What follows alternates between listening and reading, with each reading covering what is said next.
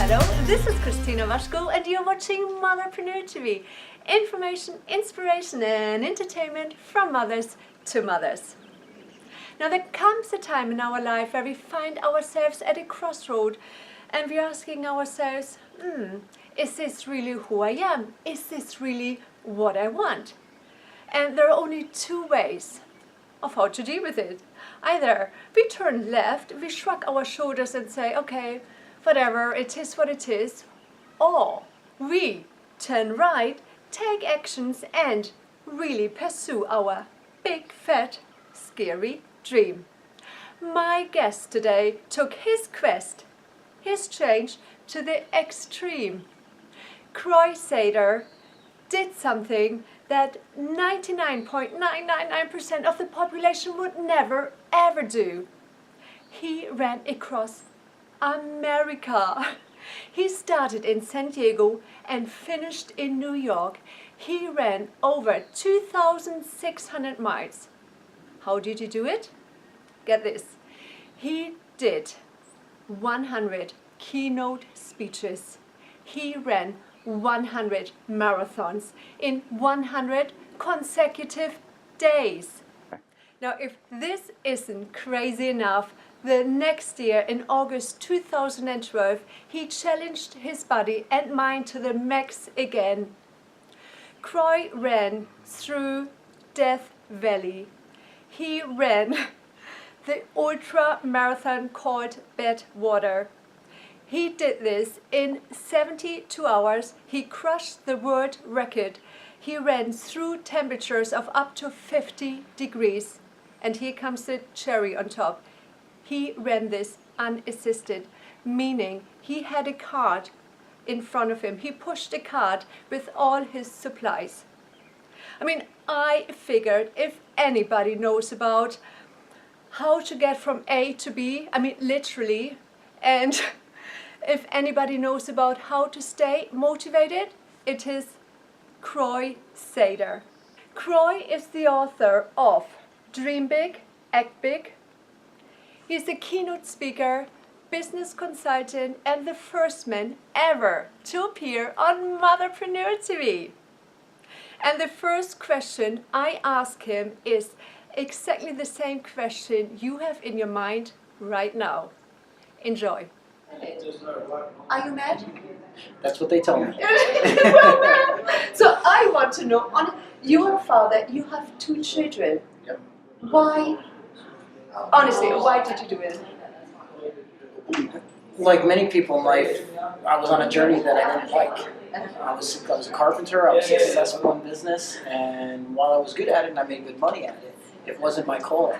And in a nutshell, I got tired of being ordinary. I simply got tired of being ordinary. Oh, I like and I that. wanted to do something extraordinary, something really extreme. And I had heard about a guy who ran across America. So I was like, well, if he can do it, I can do it. And then, so you just took your wife one day from one day to the other. Sweetie, I'm running across America? Pretty much.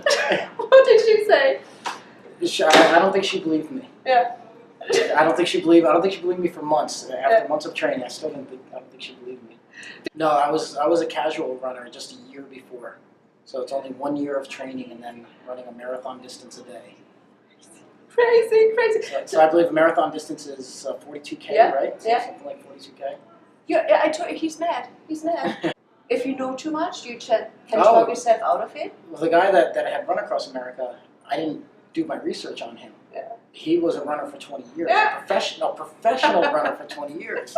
I didn't think to look into that. No. So had I known too much, I may not have done it.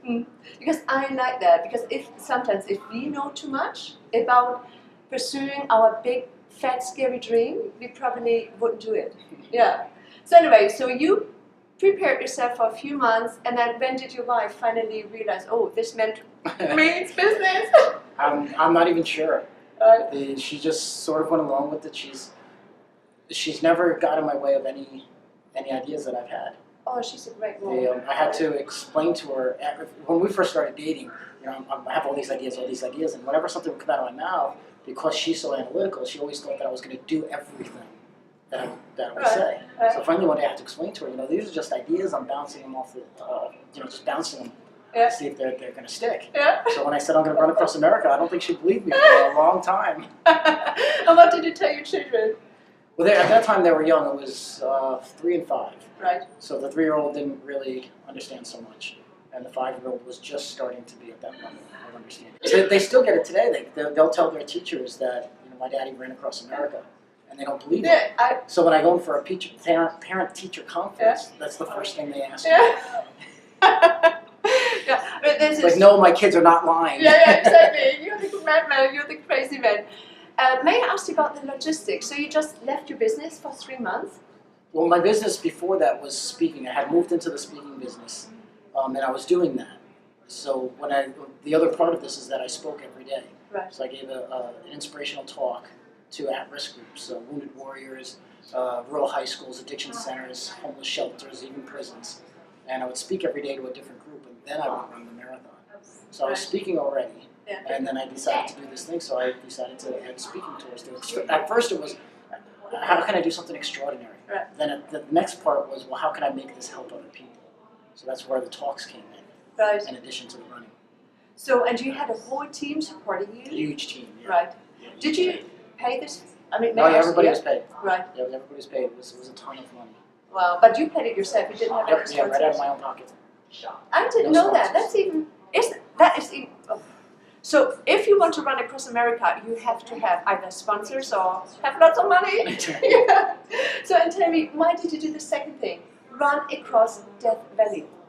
You finish running across America, and it's what's next? It's like the Super Bowl or going to the moon or something. Yeah. There's not many things that are harder and more difficult except for Death Valley. But this is something you can actually die. I mean, running 100 marathons in 100 days, you can pass away as well. But I suppose. Yeah. But running across Death Valley, you. That's real danger. That's real life. What did your wife say when you told her I'm leaving? she I don't know if I actually even told her. So you disappeared. When I started making the cart that I needed for running through Death Valley, because it was unassisted run, so I have to bring a cart with my food, water, and supplies. So I started building this cart, and she's like, "What are you doing?" So she didn't even know any of this. I guess she knew, but I wasn't. Yeah, kind of not. That's not a great way of communicating. No. But you're still married. Actually, no. You did? Oh, I'm sorry. No. No, you know. No. I didn't know that. So if you want to. And that's actually it's an interesting thing, not related to Run Across America. And it's related to what I did, because I once Run Across America and did these other things because I got tired of being ordinary. Right. With my marriage, it wasn't everything that I wanted out of life. So I could either stay in something that was good. She's a wonderful, amazing woman. We're still co-parenting. We still have a great relationship. We still go out for pizza nights and stuff like that with the kids as a kind of a family, if you want to call it. So we're still amazing, have amazing connection still. But it just wasn't what I wanted to do. It wasn't someone I could see spending the rest of my life. So that's when I made that decision. I didn't know that. So Croix took me by surprise here. Yeah, so we didn't talk about that. No, Wasn't expecting that question. No, and I didn't expect that on this answer. So that's life. That's great. Oh no. So thank you very much for sharing that. So and it relates to a lot of people they'll be in a relationship and they're not happy. So you have to make the choice of either you got to be in it completely and do everything it takes to make it work, or you just got to get out. You can't be in between, and that's where I was for several years. And as the kids started getting older, I decided either I got to leave now, or I have to decide that I'm going to just stay here for good. Yeah. And I made the decision that was right for me. Brilliant. I mean, that's another big. And that kind of goes back to the whole communication thing from Yeah. before. Okay, yeah. Give the wife warning, But coming back to, you've done the two most crazy things I can't even imagine. Tell me, what are your tips, your 3 major tips how to stay motivated? Because if anybody knows about motivation, it's you. Hit us. The first one is to have a dream that is so big that it inspires you. Right. The reason people don't achieve amazing things most often is because their dream isn't big enough. Right. If you have a mediocre dream or a mediocre goal, it's not very exciting.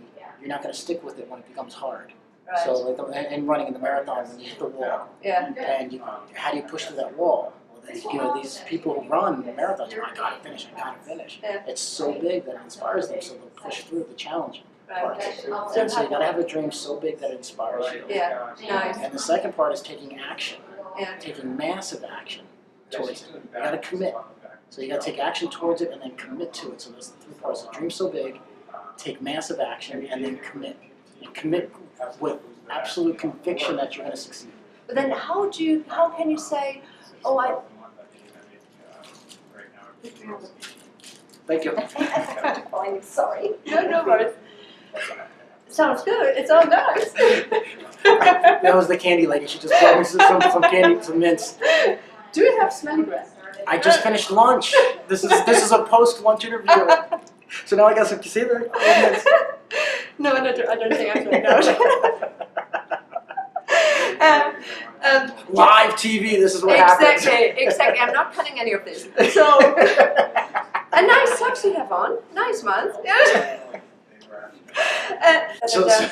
Oh yeah. The first part is to have a dream that inspires you. Yeah. The second part is to take massive action. The third part is to commit. But how do you get over this little voice in your head that said, are you crazy? I still have 20 miles to go and I'm tired, I'm thirsty, I want to see my children, I'm so embarrassed. How do you get over that? That's the part where the dream being so big inspires you.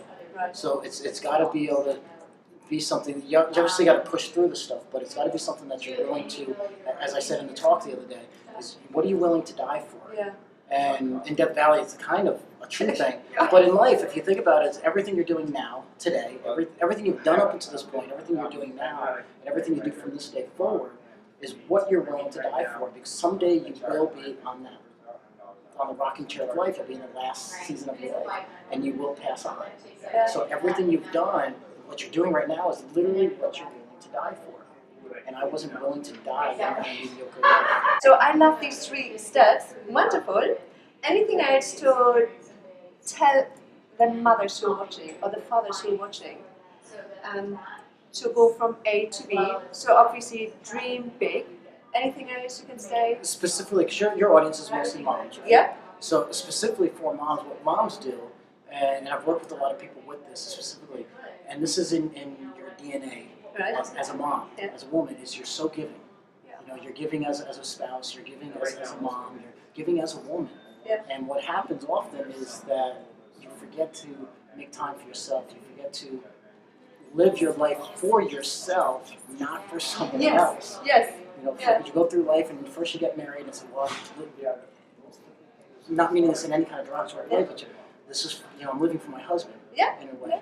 And what it should be like is that the man should be living for his wife and the wife should be living for the man, so it should be mutual. But that doesn't always happen. So the woman gives, and never does anything for herself. So you can only have enough to give to more to give to other people if you fill yourself first. So the more you give yourself, the more you'll be able to give to others. Hear it from the men, because normally we hear it from the mothers, Yeah. from the ladies who actually got off their asses, sorry to use your term, and do what they always wanted to do. And it's nice to hear it from a man for a change. So, if you want to take dance lessons, go do that. If you want to go start a business, whatever it is, just go do that. And make sure that when you speak to your husband or your kids or whoever might be involved, is that they understand this is something I'm doing. I'm doing it for me, and this is my special thing. And have them support you. Now, why should the woman always be supporting the guy in one-way street? Because that's the way it often is. Yeah. So it should be both ways. So I'm going to the gym and I'm going to work out between 6 a.m. and 7 a.m. And he's going to have to take care of the kids in the morning. Get them ready for school. Get on the bus. Come on, guys, get off your ass and take care of the women and the kids. And I love that because you are the one who gives marital advice. Well, I'm still very involved with my kids. I still have them. In fact, when I was married, I would bring them, I'd get them on the bus every day, and I would get them off the bus every day, and I would take care of them because she was corporate and she worked ridiculous hours. And in fact, I even raised my daughter for a year as a stay-at-home dad. Don't we just love him, and that is, oh man, not only can he run across America, he can run across Death Valley and he raises his children. I mean, you're the perfect man. But we don't. I'm not perfect. Awesome. No, thank you so much. I do appreciate your time, your effort, your tips. I give you a high five. And yes, congratulations for being the first man to appear on Motherpreneur TV. All right. Yay! Right. And for reference, so that your audience understands, rule number one is how I start my talks. Rule number one: want to succeed in anything in life, the thing you have to do every single time is to get off your ass. Say it again. You have to get off your ass. You say it know, together. The rump. Get off your ass. Croix Sather, you are an inspiration. Wouldn't you agree? Now let me make one thing clear here. We do not need to be extreme athletes in order to pursue our big, fat, scary dream. What we need to do is really have the vision in front of us. We have to have a plan of action and commit to it. Do tiny baby steps towards our goal. And everybody can do it. Now I would like to hear from you. Do you have your big fat dream? Do you know what it is? And if so, what are the steps of action you're taking in order to reach where you are now to where you want to be? You can leave us the comments below the video. And also, you know what's coming next. Did you like what you just listened to? If so, what do you need to do? Push the share button. Let all your friends, family, colleagues, acquaintances enjoy what you just enjoyed. Plus, subscribe. The other thing you can do is go to Facebook and like my page, The Motherpreneur. Cheers. Once again, our time is up. Thank you so much for spending your time with me. I look forward to seeing you again next week. And until I do, remember, we are more than just mothers. We are an inspiration to ourselves, to our families, and to the world.